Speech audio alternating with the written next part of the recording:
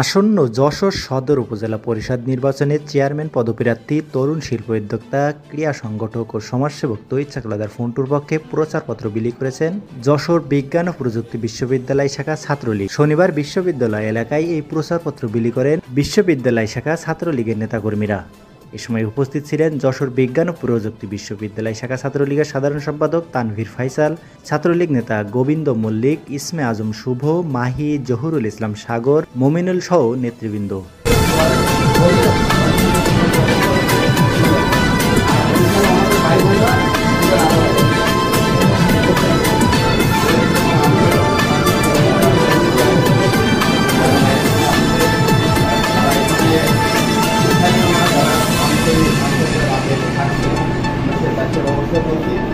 আর তাদের মালামাল